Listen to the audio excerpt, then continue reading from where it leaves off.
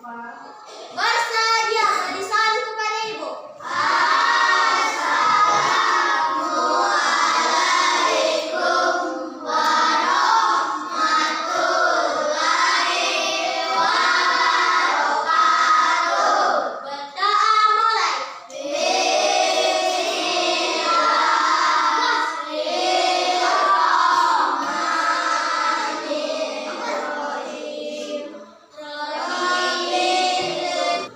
Ya, kita berdiri semua, kita menyanyikan lagu Indonesia Raya.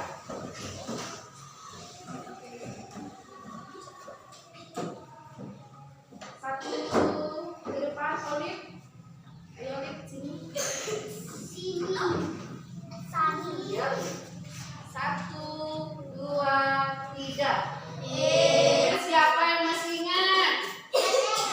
Pelajaran kita kemarin masih ingat? Ayo, pasti. Iya, bagus, pinter. Ada lagi tentang apa kita belajar kemarin? Iya, bagus. Nah, hari ini kita mulai pembelajaran kita yaitu bahasa Indonesia. Bahasa Indonesia ya, kita coba kalian buka buku temanya halaman 1.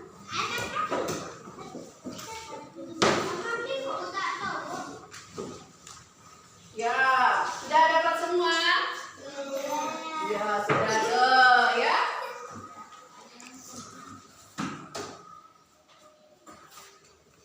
Nah, di buku kalian itu kita ya berdasarkan karnaval ya.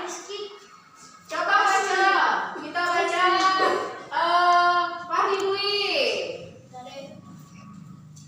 Indonesia pawai budaya. Ya, terus. Atas pawai budaya.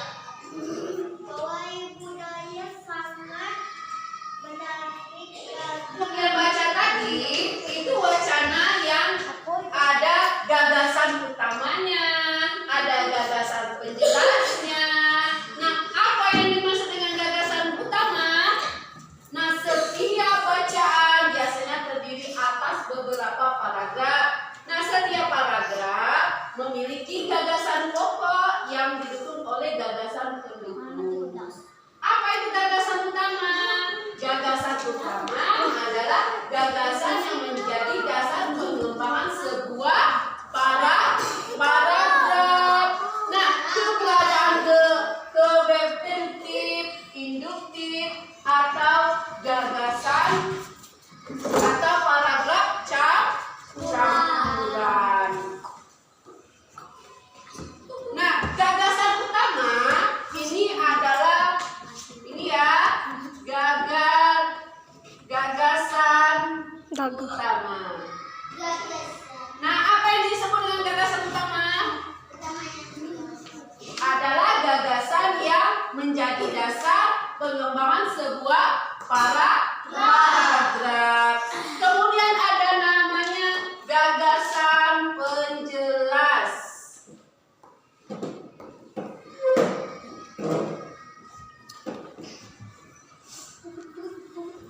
Nah, apa pula yang namanya gagasan penjelas?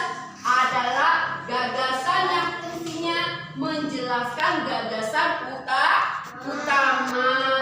Gagasan penjelas umumnya dinyatakan oleh lebih dari satu kalimat. Kalimat mengandung gagasan penjelas disebut kalimat penjelas. Ciri gagasan penjelas yaitu kalimat-kalimat yang terdapat dalam suatu paragraf berisi penjelasan dari topik utama yang dibahas di paragraf utama. Bagus ya, Ikram. Nah, kemudian kita masuk ke pembelajaran IPS. Ya, Indonesia memiliki keragaman sosial dan budaya. Keragaman tersebut meliputi suku bangsa. Papua, suku.